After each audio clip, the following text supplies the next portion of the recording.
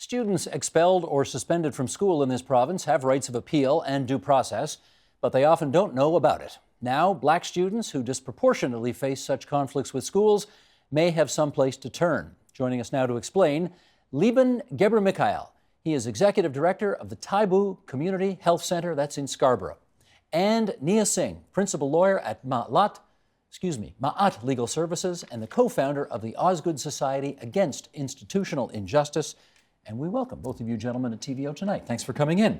Thank you. Let's start our discussion by reading this out of the Globe and Mail from last fall. Data collected by the Toronto District School Board has shown that a disproportionate number of Black students are suspended and expelled from school compared with their peers. They are less likely to graduate or pursue post-secondary education, and they are more likely to be streamed into applied courses versus the more rigorous academic ones. I'd like to get into some discussion with both of you. I suspect you could both give me an answer that lasts an hour on the reasons behind this, but let's start to get them on the table. Reason one, why that's the case. The reasons, as you said, are many and varied and complex, different kind of layers. But what we find is that the anti-Black racism that exists within systems, including the education system and other systems that are affecting how Black students in particular are being treated in schools, are being assessed in schools, and are also accessing other programs and services that is helpful for them to be able to address some of the barriers they're facing, or is support for them to be able to navigate the educational school system. I presume you sign on to the notion that there is anti-Black racism in the schools, systemic? I do. Can you tell me who perpetuates it? It's a complex question because it's perpetuated by a combination of factors. Sometimes it's just a dislike for people of African descent. But then I think a lot of times it's the preconceived notions that are handed out in media and stories and newspapers that basically paint the African Canadian community as underachievers, as criminals. So when the students step into the school, they're prejudged, there's prejudice against them. And then they're not afforded the same rights and values, and they're not afforded the same opportunities. A lot of students who want to go on to academic careers are purposely streamed, as the Globe article says, and that's because the teachers do not believe they're capable of more. That is the real issue. A bias of low expectations. Definitely. And when you combine low expectations with the images the youth are already receiving about themselves, you combine the low expectations with them also having low expectations of themselves. Combine it with under-resources for families, sometimes it's low income, lack of financial or social resources, then you get a big mishmash of combinations that cause this systemic racism to play out. There are, of course, Black teachers in the school system who presumably are not part of this, are they? They're not part of this, but they are, number one, few or far in between. A lot of the students that we work with have identified that they don't see themselves reflected in the education system, whether it is teachers, whether it is school administrators, and things like that. So the challenge is that when students are facing some challenges, they don't feel comfortable enough to go and speak to somebody within the system. Some of the behaviors are misinterpreted as if there is a stressful situation, is interpreted as being aggressive or misbehaving or antisocial behavior that then leads to school discipline. Mm-hmm. If there is already a bias and a prejudgment of certain kind of, it could be a way of walking, or it could be as simple as a dress code and things like that, that already creates a prejudgment on the students. And then there is some behavior that is observed in the school system. Well, let me pick up on that with Nia. If a 16-year-old Black kid walks into a school with a hoodie on and sort of jeans tucked down very low, yes. Do you that's a certain look? Yeah. Do you think the school system has a prejudice against that look and it is therefore taken out on that student? Definitely it's a part of it. They look at that student can be brilliant, have an A+ average, but the way they look to them, they assume they're involved in activity, criminal activity. We have cases that are coming to us where students who are just around other students who may be bad or considered to be bad are now labeled as part of gangs. So these type of behaviors are what's causing the problem.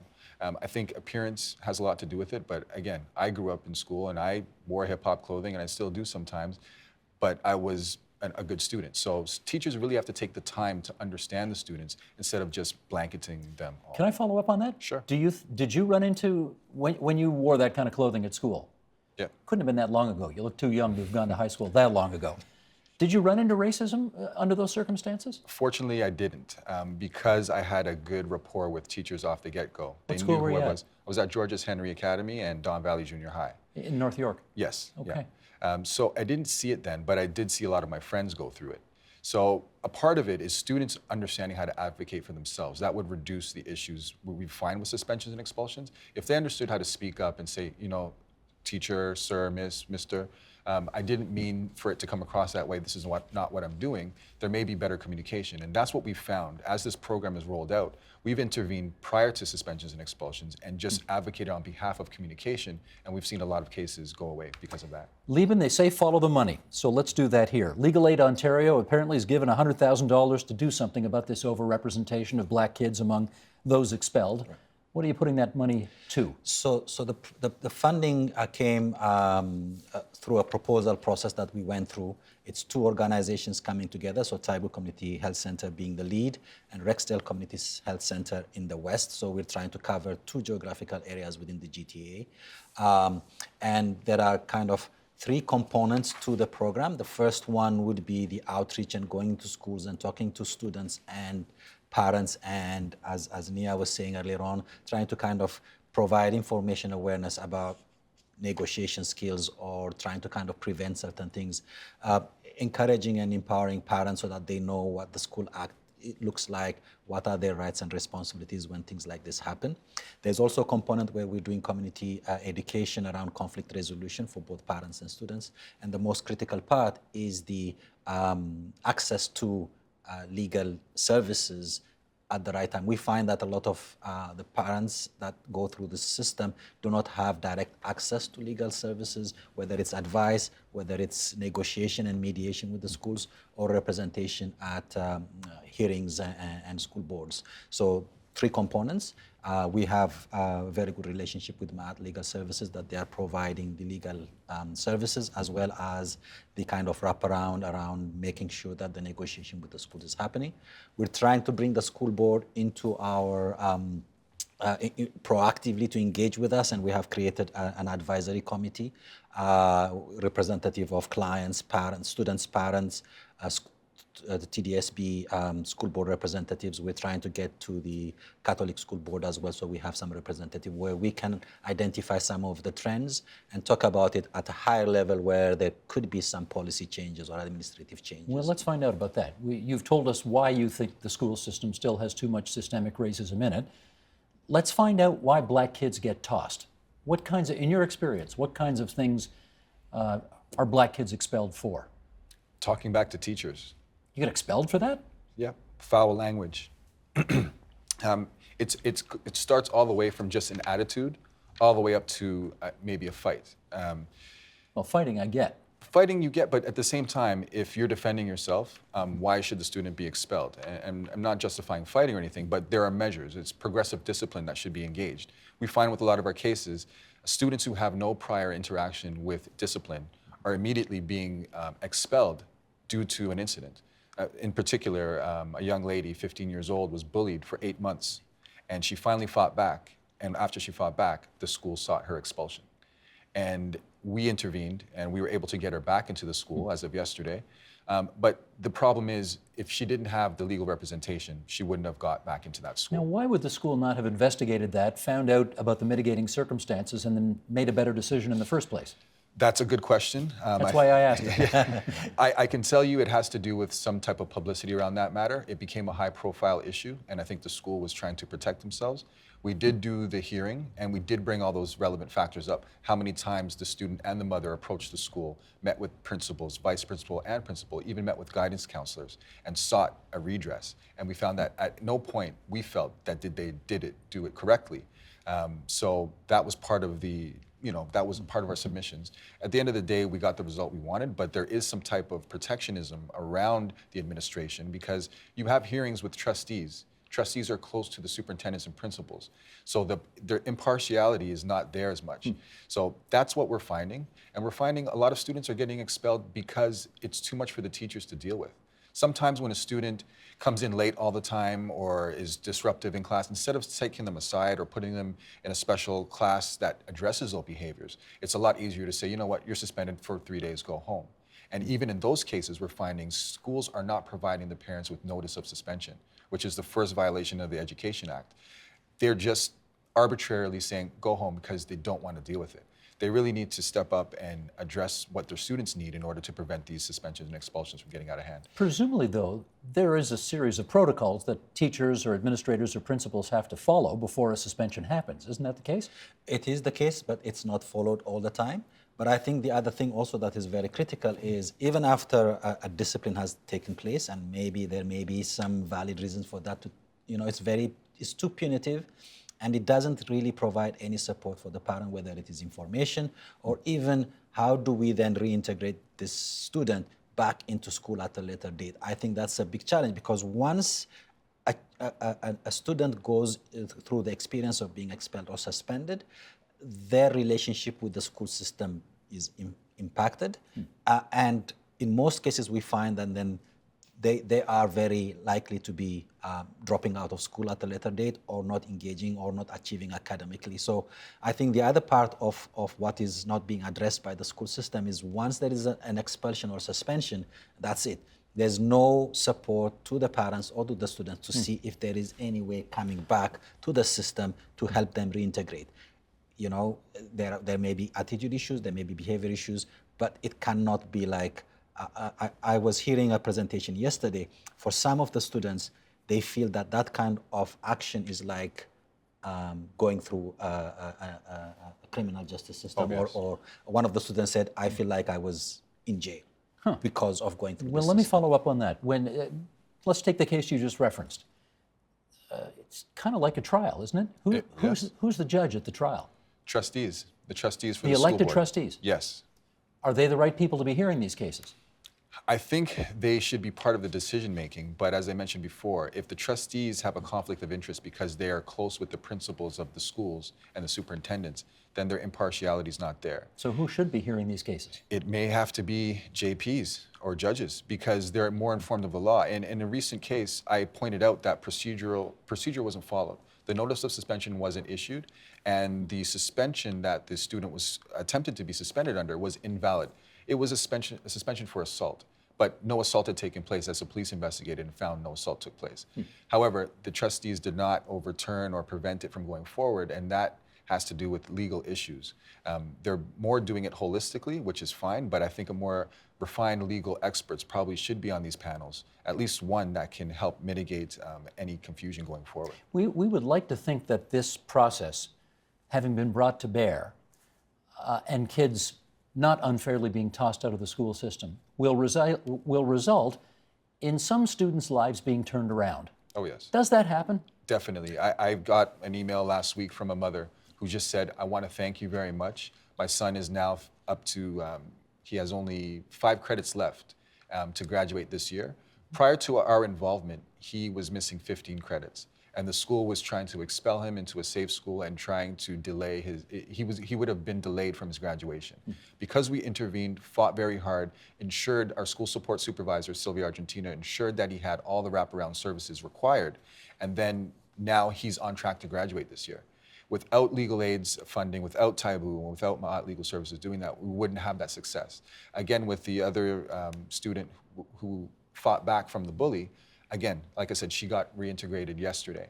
And her mother is so supportive and so appreciative.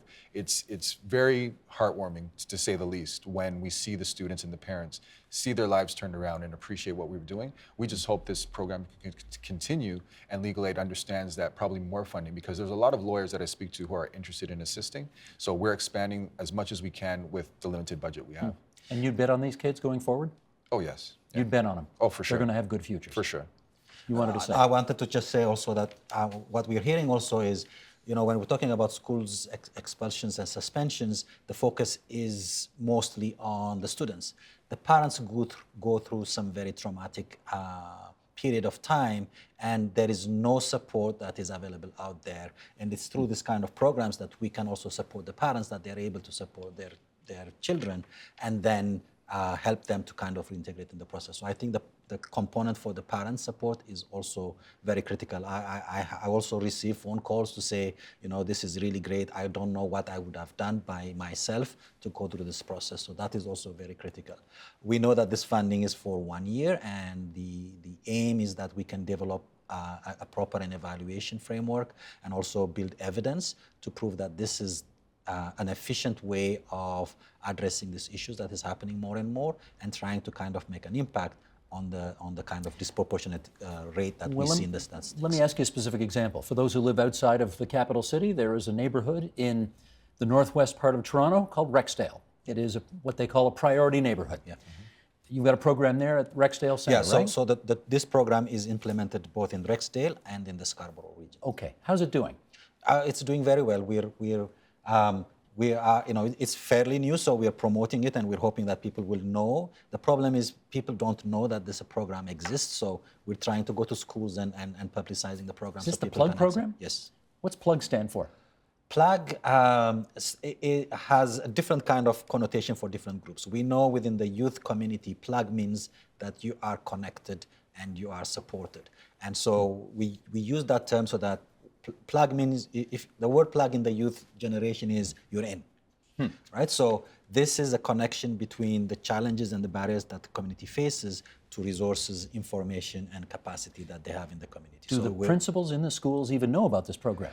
We have now engaged with the Toronto School Board, and the principals of Safe Schools have been informed, and we're trying slowly to get that so that information is going to schools. I think the next step, as we were working with Matt Legal Services, is also to include this information in suspension letters. We're trying to get that amended so that there is information to say, one of the things we know that when there's a suspension, the principals have a lawyer already attached to them. The trustees have a lawyer.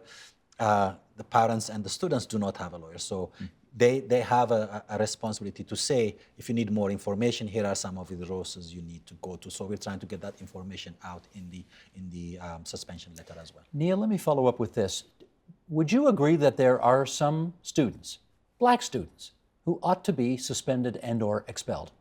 Suspended, yes, if in extreme circumstances. Expelled, I don't agree.